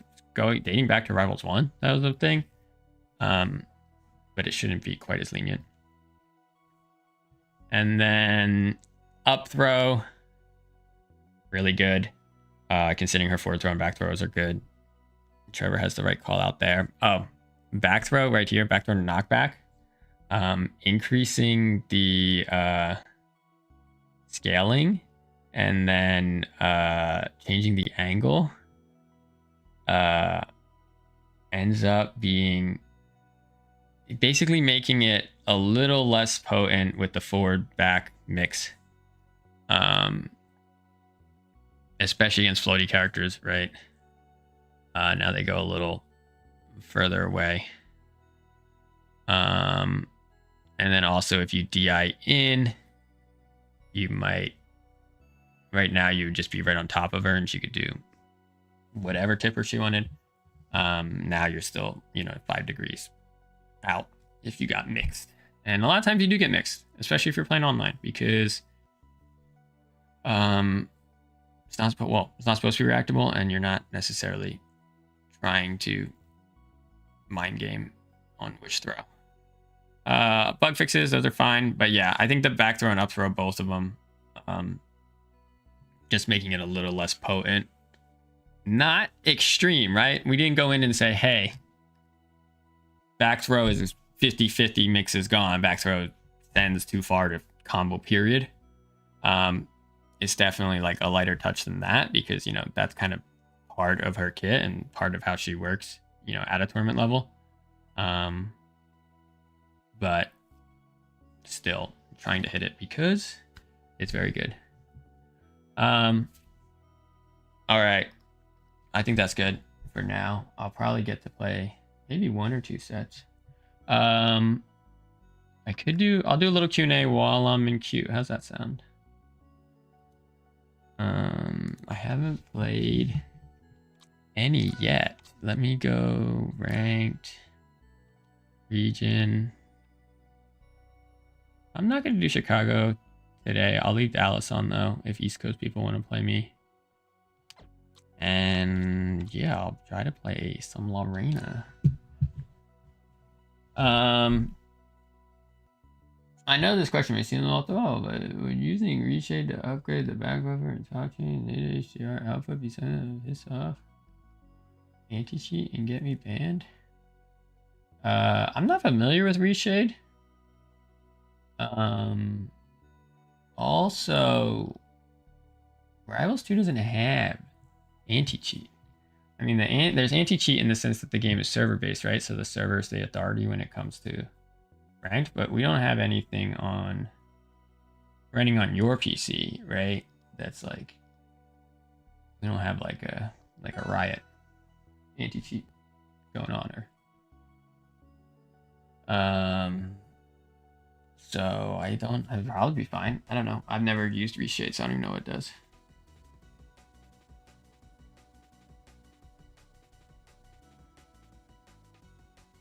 Then why did you choose to make the original lovers outfits instead of the new ones from the directs? Because we're gonna do both, dude. We're gonna do both. Obviously, make that money. You'll get Lovers 1 clearing and Lovers 2 clearing at some point. Hey Dan, can we please choose the colors for Outlands even if this color's already in the game?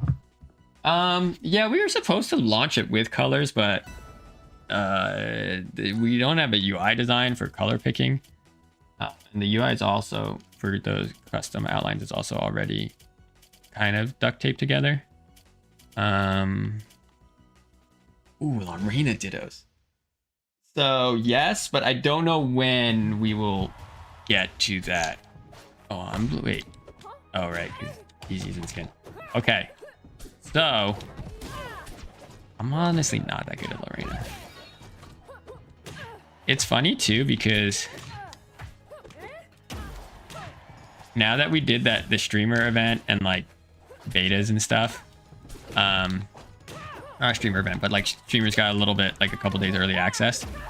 There was a point in time where like a new character would come out and I would play it on ranked and people would be like, yo, that's what the character can do. Because I've like done it before people. I remember like way back in Rivals 1 before Absa launched. Or wait, when Absa launched, somebody played me online and they're like, yo, look what the devs do with Absa. It's crazy. Those days are gone though. My Olympia is not, or sorry, my La Reina is not only worse, but there's nothing I will do that you haven't seen. Yeah. Oh, that was probably pretty close to purple because I felt like I was flying for a very long time.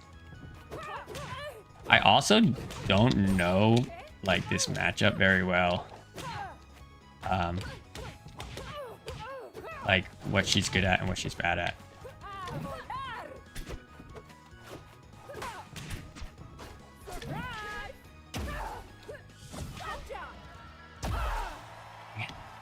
Oh, that killed? Yo, let me get there. Against Craig.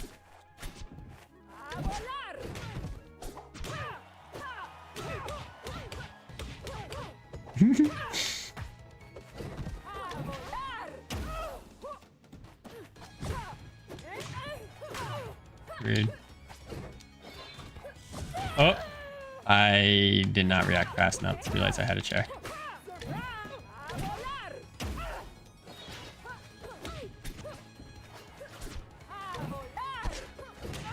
I think I should have connected.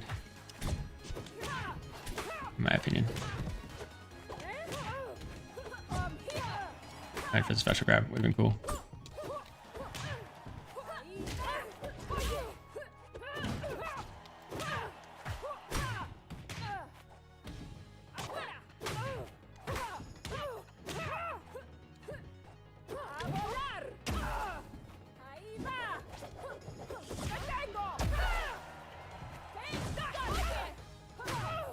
Ow.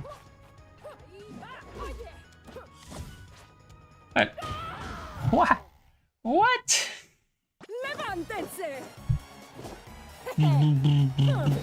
Another victory for my people.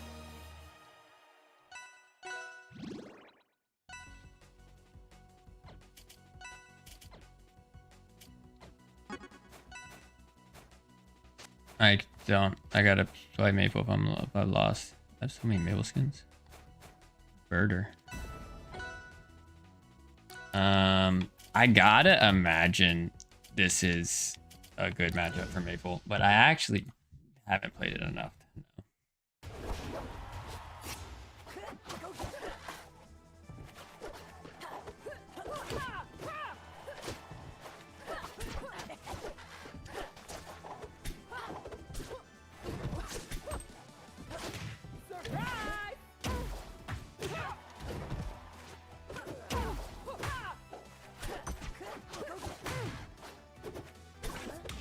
Ow.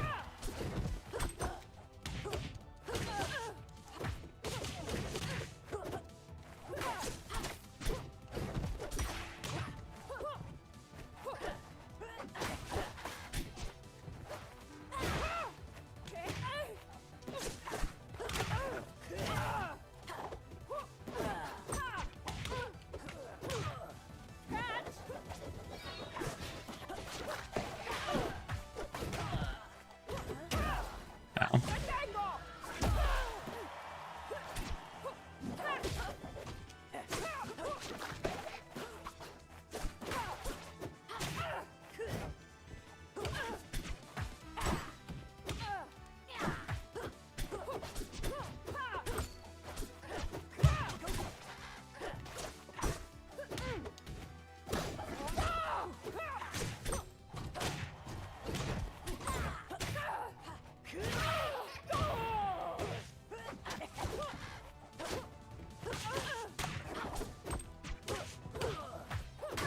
Ow. It's holding out.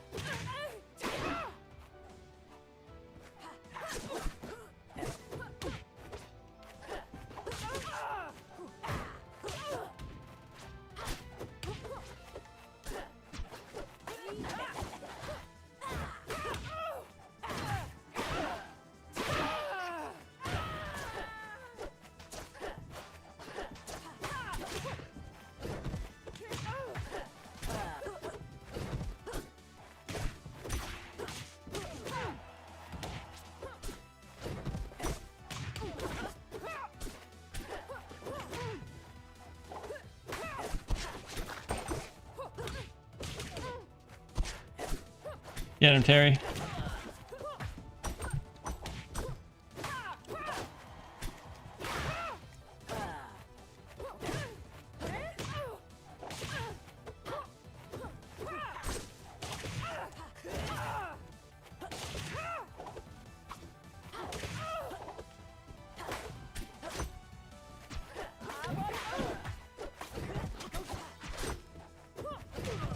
Ow.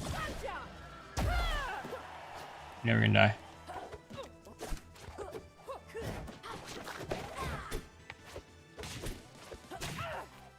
You are though. Oh.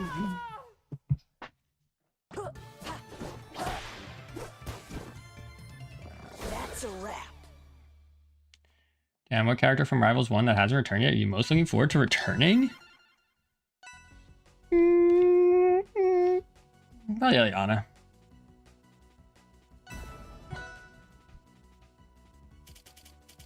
Eliana took me maybe like the longest to like come up with the design. That was good enough to launch. I don't even know what Reina likes, dude. Maybe this one? I don't know what I like anymore.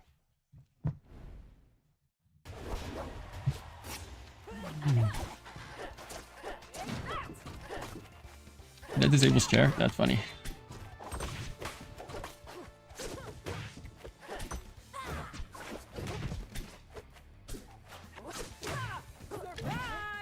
Alright, that worked.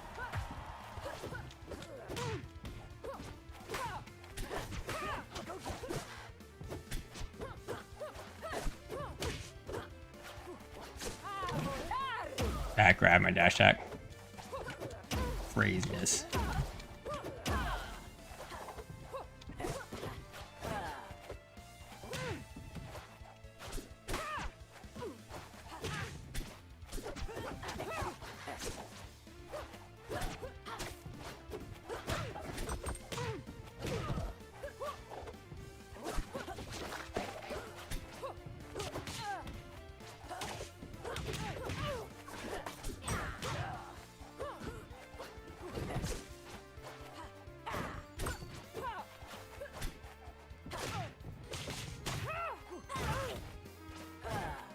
Alright, that didn't connect.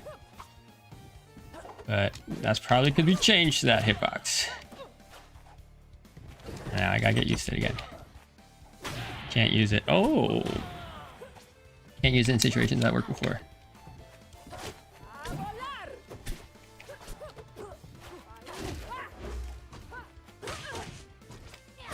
Oh, that doesn't hit anymore. Oh my gosh, that's gonna change my tech roll and stuff.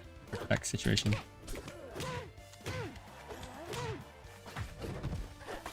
Probably deserves it though. Probably shouldn't have hit in some of those situations that it did before. That's gonna mess me up so bad.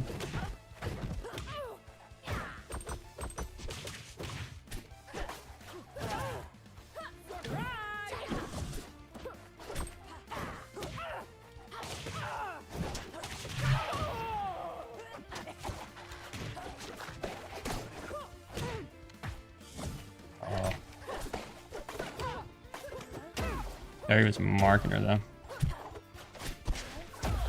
Right. Can't shield versus this character.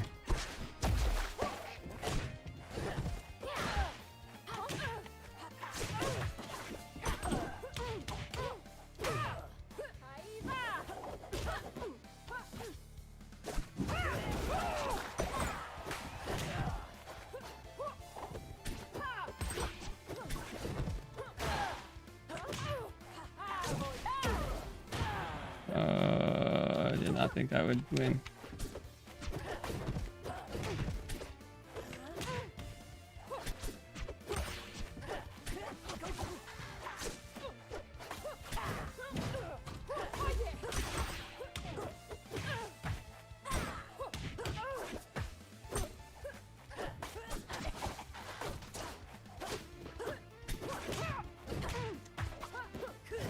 Oh my gosh.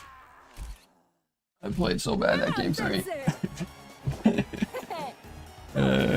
Sigo siendo la reina. GG's. I'll have to win 4 more.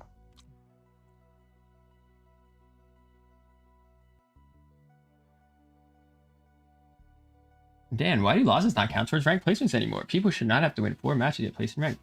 It's because before we did wins, right now when your placements, your ELO is very changeable, like much more fluid. And if you played at launch, you would play 4 games, which placements were just matches, and then you would get placed in probably silver. And then if your skill level was not silver, you would have to lose 30 matches to get down to, you know, stone. And it was very frustrating, right? So now it's like you go a lot faster, right? Like behind the scenes, you're basically stone in placement after losing, you know, 5 or 6 matches. And then you just basically have to win to get your score. I mean, at the end of the day, it's all like visual, right? It's like, if you're gonna be stone, then eventually you got to get down low enough to get some wins to get your score. I get like people just want to see their score, and they don't want to be in placements for forever. So for that regard, we are planning on changing queues, and like we are going to switch it back to matches.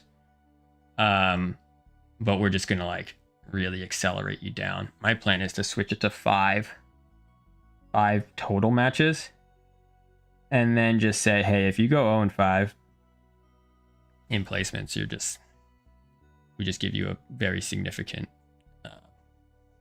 deduction, so you get down to where you're supposed to be. But if you go 1-4, then we'll probably have similar issues to to before, where you're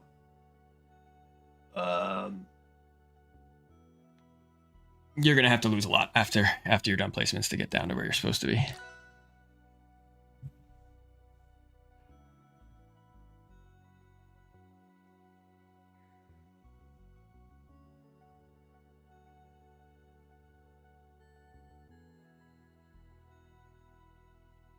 This doesn't really help anyone. There are matches. Yeah, your point is it does though, because you're getting lower so much faster, right? For someone like in playing in Wisely Wars, where let's say they're brand new to platform fighters, period. You know, they're matches that where the game thinks they're going to be is, you know, might be stone, right? So the question is like, how quickly can we get them there? Right? Like I said, when you're in placements, you're a lot more fluid. So that's why we switched it to wins. So you get down lower faster. And at the end of the day, right? Like you're going to have to win eventually.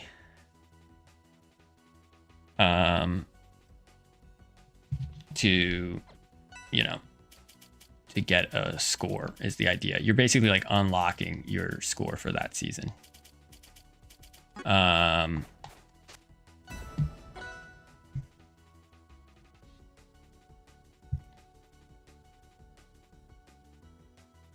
Ignoring that, I think higher elo flux immediately after placement should be more drastic. Yeah, no, there is higher. It's depending on your games for that season, you also have a higher K value. And then, yeah, you could say they should get up higher faster. I mean, they do. I think like part of it is like a lot of people play this week, right? So we've just done the elo crunch. So you're getting like a pretty wide disparity in terms of opponents. I'm gonna go here.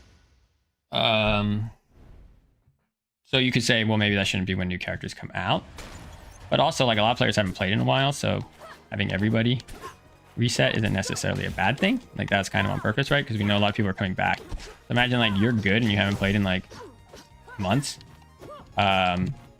You would be in placement. It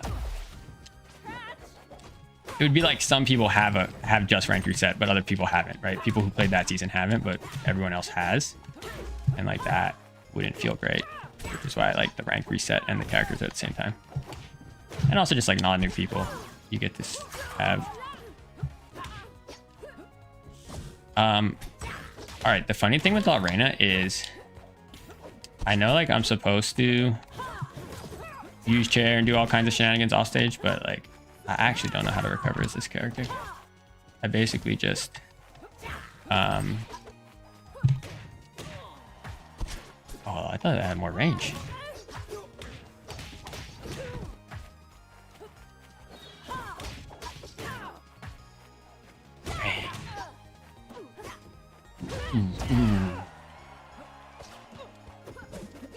Dang it. Oh, B. So good. Edge guarding. What am I doing? What am I doing?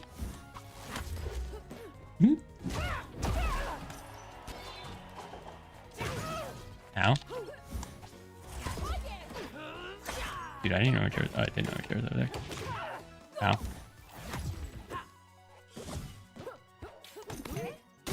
Going this way.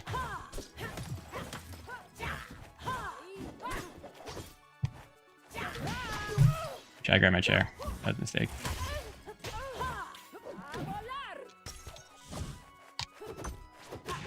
Ow. I'm not doing good.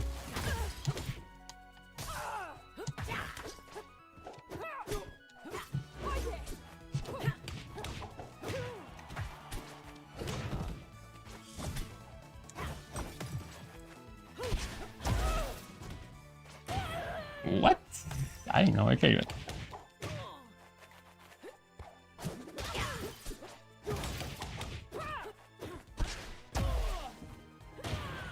Okay.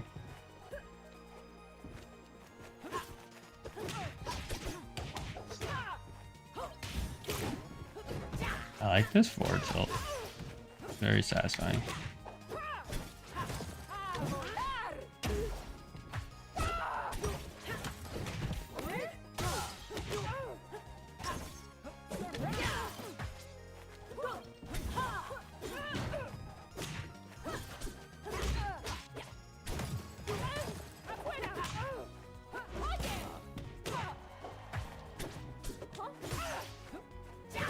Oh, we never gonna die.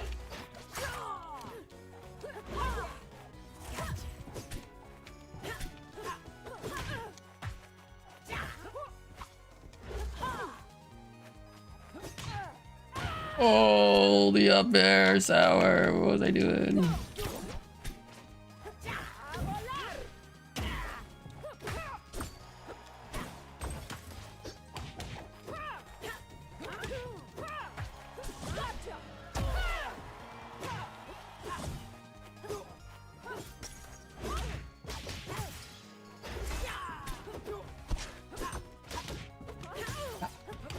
Ow.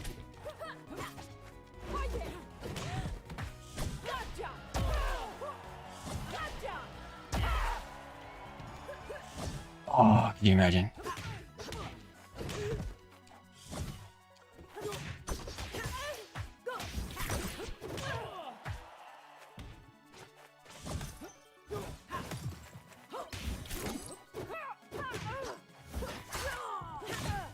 Ow, that's not what I wanted to do. No.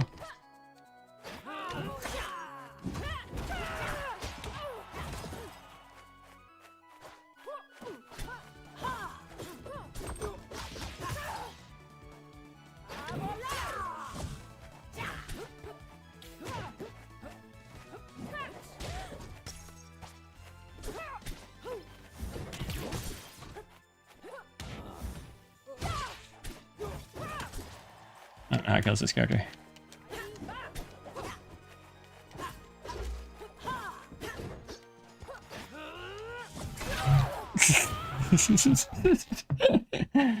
How are you supposed to kill? Is it just strong attacks? If up strong's not, or up special's not working?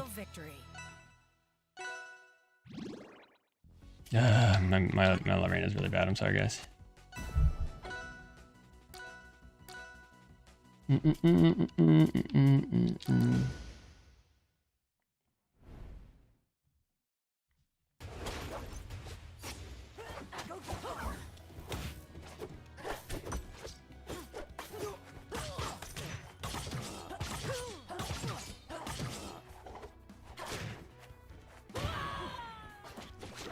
Okay.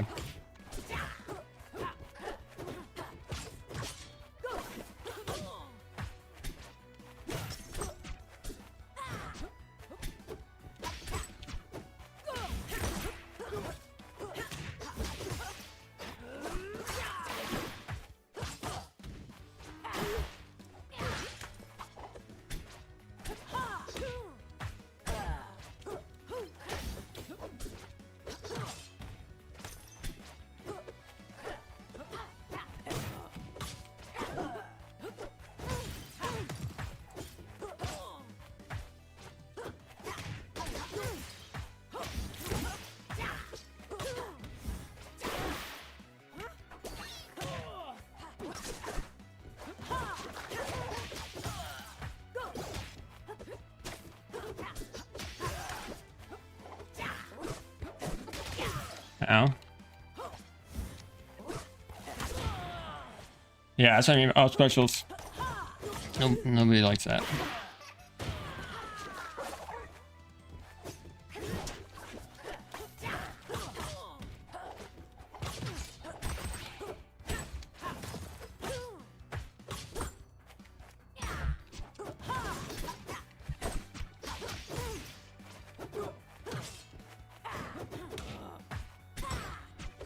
I really want to break the shield. It's so fun. I feel like now it might be too long. Oh, got a little pressure. Ow.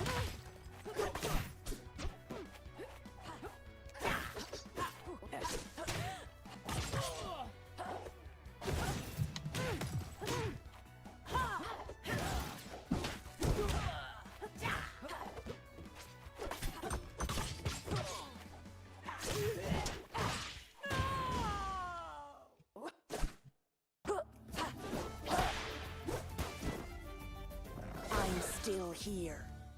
That run up tether is your favorite maple trick? It's never punished. Yeah, that's the thing though. It's because it's online, right? If you're playing new opponents every time, you can do the same between stock stall if you want. But then when I play friendlies, you know, I can't do it all the time. Although when I play friendlies now, the mind game is I do it, I place, and then I run off the other side, and then I just go back to ledge. Because like Jamie on our team or somebody will just like sit by Terry. All right, let's try to get this W. Then I'll do a couple QA and then I'll wrap it up.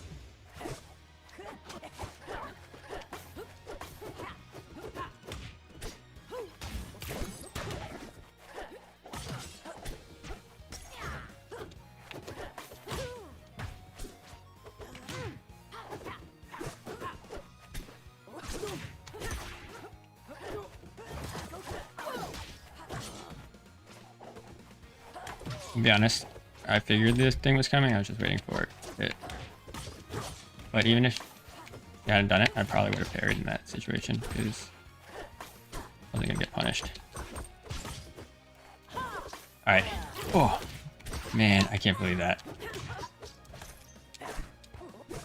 The shield was low enough to break on those F strongs, and I didn't hit any of them. Oh, they're done dashing. Oh, that was a good regrab.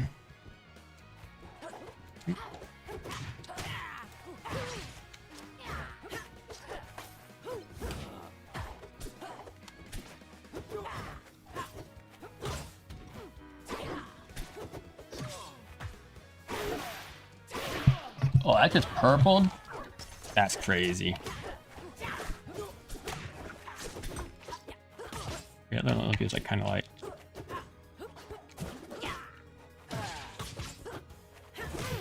You know what? It's ranked, so if that worked, we would have taken it.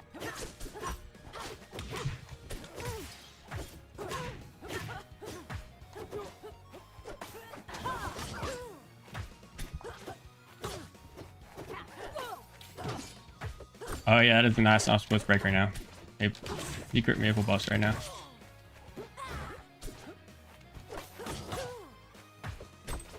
It only breaks the field if they placed it, not if it's a projectile. Or before this patch broke things.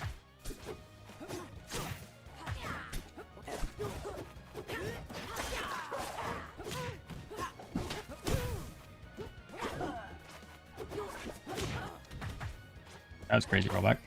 Ooh. Hey, I got the up close forward trying to work. Just harder. Maybe even closer.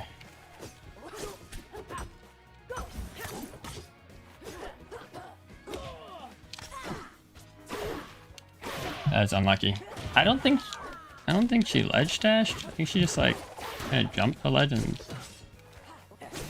was still holding down or something. Weird.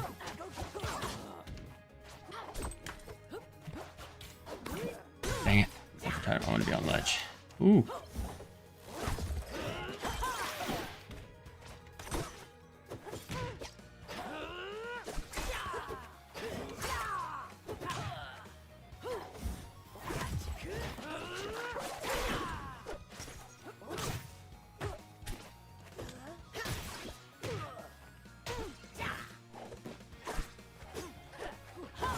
Ow. That was my own mistake.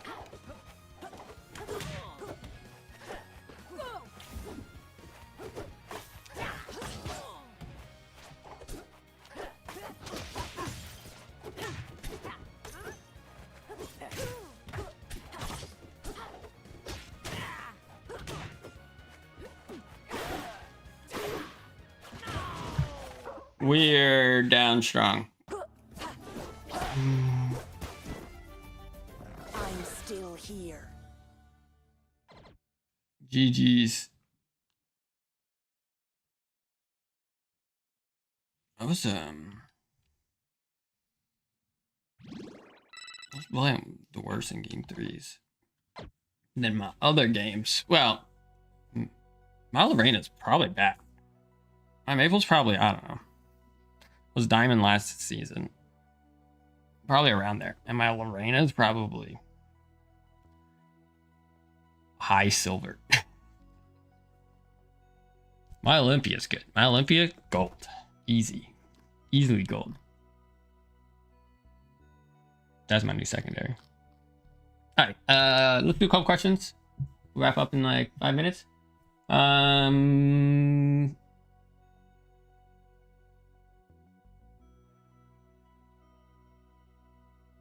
Dan, can we please have an option to use the training stage skin on other stages for better accessibility? What do you mean by better accessibility? Because we'd probably rather just fix any readability issues. I know like some of the new stage skins, we still gotta do a little bit of pass, make sure platforms and stuff are reading. I cannot see anything on Jules Veil. It is completely red. I'm gonna go look at Jules Veil.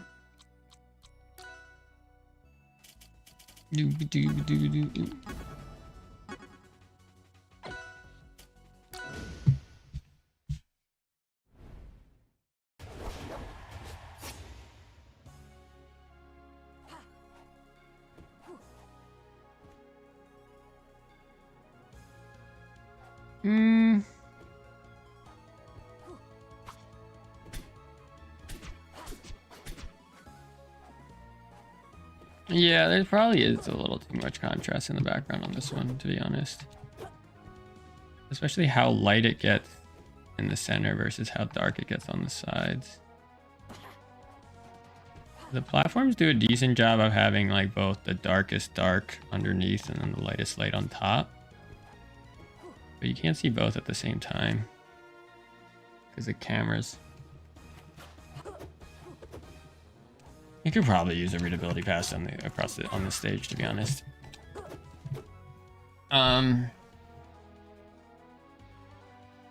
Yeah, I mean red green colorblind is another thing too, but like we don't want to rely on color for any contrast, right?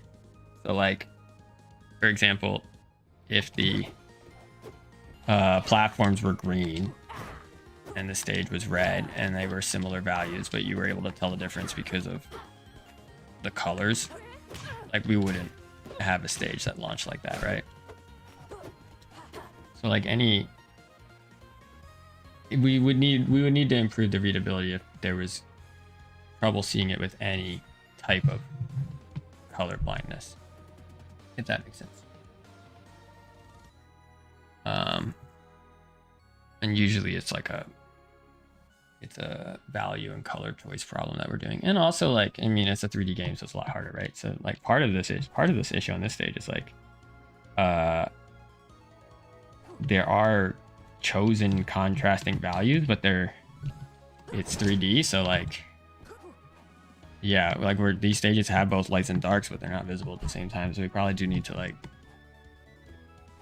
just improve that. And then also just down the contrast back here. It's just really busy, right? So if you're fighting, you know, depending on what character, like Reina, in front of this stuff, I'm like, even me, I'm like, that's kind of hard to see, right? Depending on, especially when a character's going from like in front of this sun to in front of this in one knockback.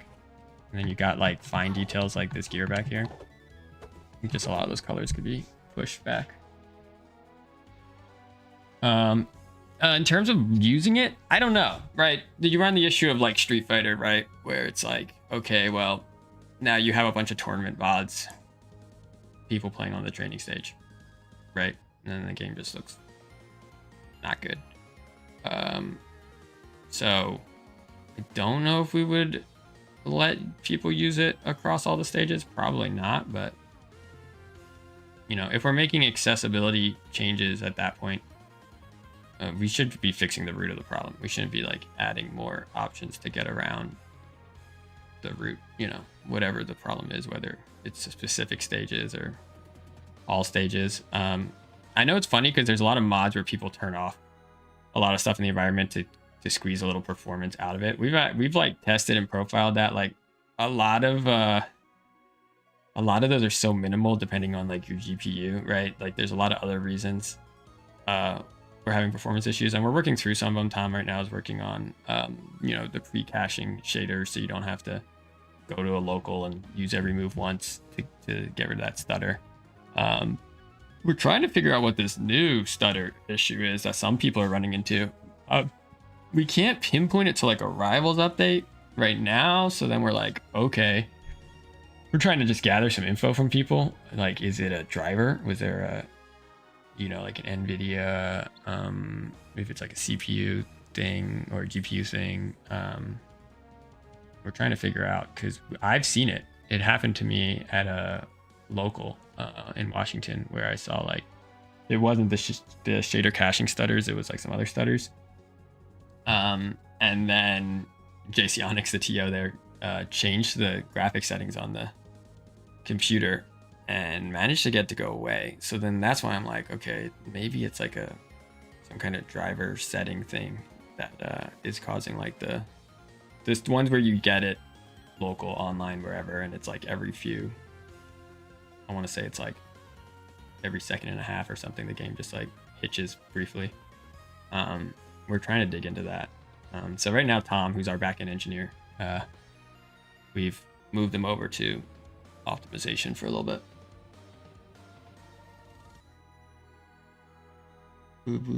If you're using Git for version control, we're using a Unity source control, which was originally called Plastic.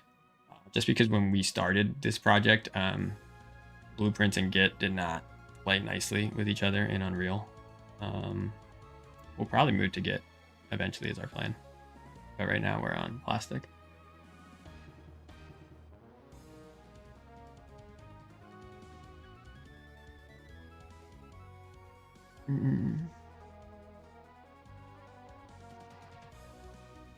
The game doesn't run great on Steam Deck, but it's Deck verified. It used to run better. I actually do. I run it. I usually test the latest patches. At least on my Steam Deck. So I have which one was this? Because well, it always runs pretty good. I'll test like latest. We've had issues where like the menus break for certain patches, and then we have to go in and figure out like what the performance hit on the menus was. As long as you're less than 4 players, mine runs pretty good, even online. I'll test. But it's always been like a little performance heavy. If yours is recent, your Steam Deck's running into issues, yeah, definitely, you know, record a video, post it on the Nolt. We'll check it out. But we have 3 of us nowadays. We'll do what's called smoke testing, and we'll do it on the Steam Deck. So we're tracking Steam Deck performance, and it'll be, you know, even more important once the Steam machines launch. We'll probably be testing those as well, just because I imagine that could be a tournament viable setup for us if it runs good. Dan, are you looking for any animators? Not right now. But you never know in the future. We could be. We're not hiring. I'm not hiring any roles currently at the moment. But we got a lot of updates planned for this year, so you never know.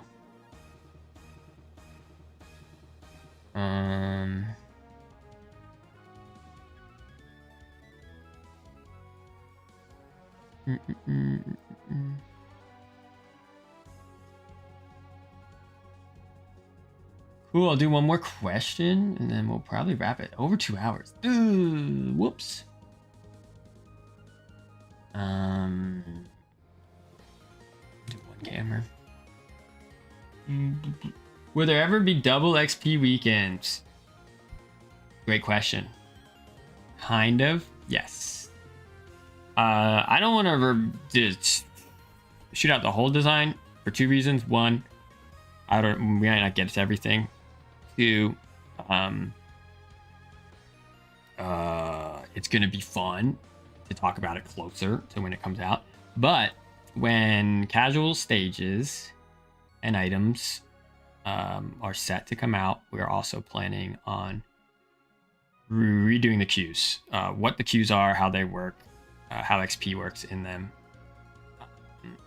And a lot of those complaints of, hey, my favorite way to play is dead and I have to go to Discord, or I gotta like ask people to hop in queue to play either cruise or to play free for all or 2v2 or whatever. We'll hopefully have some changes to alleviate that. We know we're not gonna be able to just, every time we do a big update we get more players back, but you can't rely on it being always super high. So we just want to have designs that make it a bit easier when the player base is the current size, right? What it is right now. So yeah, it will overhaul casual as well as the other ones, and then just give incentive to play at certain times is the plan.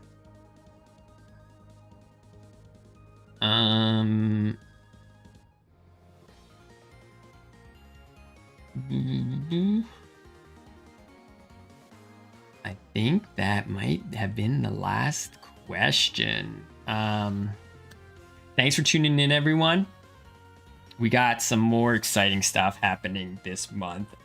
So stay tuned on our Twitter, socials. More Rivals 2 news. La Reina's just the start to a jammed-packed 2026.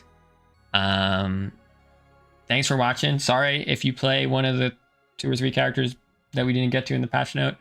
Maybe next time I'm on stream we'll wrap it up, but at that point it'll probably be pretty old. So at least we got to Claren. I feel like her and Fleet had the most significant changes, I would say. So we got to those 2. Thanks for watching. Have a good rest of your week, everyone, and I'll see you next time.